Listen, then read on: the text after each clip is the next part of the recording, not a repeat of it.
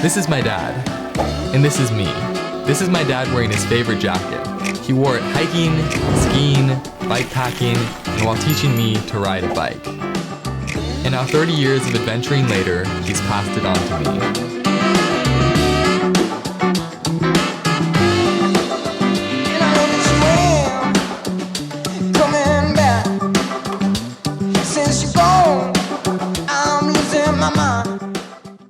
Hey, what is up guys, Tava here, and today I'm going to be showing you how I shot and edited that 30-second Patagonia commercial.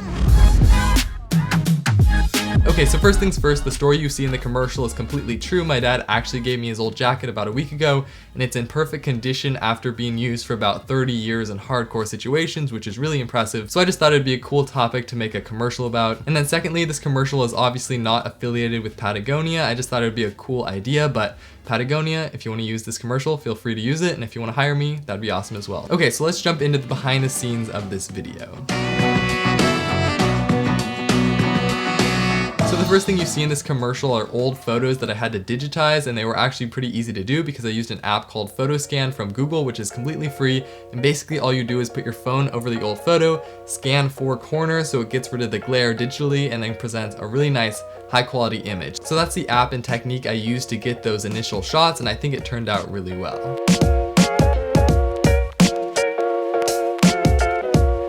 And then over those old film photos, I added an old film overlay to make it look more vintage, as well as some film grain and some jitter just to sell the effect a little bit better. You can find film frame overlays super easily online. If you just go to Google Images and search for it, you have a bunch of different options you can download, and then you can apply them to your clips with a blending mode, usually like darken or multiply works really well. And then the film grain and jitter effects I used were from a really cool VFX kit called Cinepunch. It has a ton of cool effects, and I did a review on it a little while ago. But basically you can just apply a singular effect, and you have a bunch of different controls in it where you can adjust grain and jitter amounts, as well as brightness variances and all these different things. I also made sure to cut the photos at the beat of the music so it has a better pacing throughout the short commercial. And for the music, I of course used a song from Artlist, which just happens to be today's sponsor. If you're looking for really high quality royalty-free music that sounds like it's actually from professional artists and you can use in any situation without worry of copyright, you should definitely check out Artlist, which gives you tons of access to all this music, and I use it in basically all of my videos. It's great for commercials, and if you use the link in my description down below, you get 2 months free in addition to their annual plan, so check it out. So after I put all the old photos together, I needed to get some more modern footage of me, and of course I can't shoot myself very well, so I got my friend Abby to shoot some clips for me,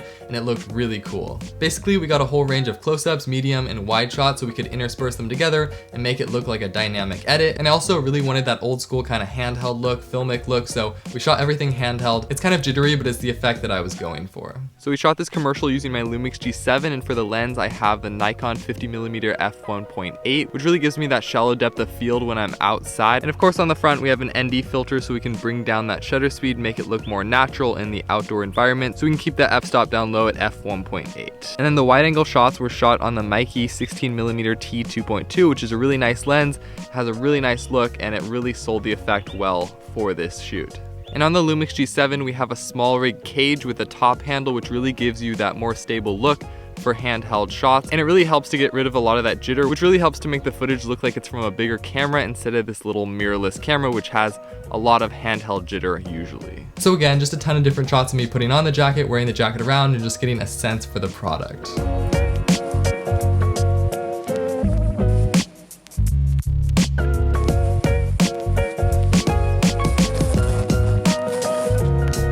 And again, I cut all the video clips to the beat of the music, so that just helps pace the commercial better. And over the top of these video clips, I added a ton of grain just to sell that effect that I was going for with the handheld look and everything. And then I also added my standard vintage color grade. The film grain and handheld look was actually inspired by a beer commercial shot by Danny Gewurz, and I really liked how fun and playful it looked, so that's the vibe I was going for.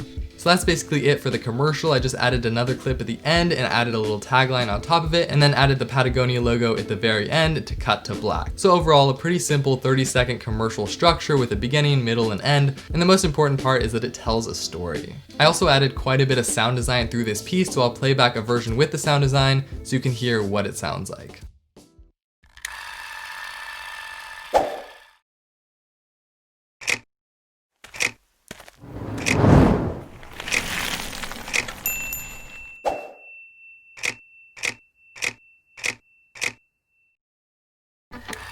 This is my dad, and this is me.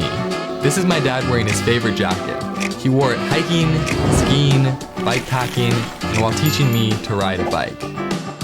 And now 30 years of adventuring later, he's passed it on to me.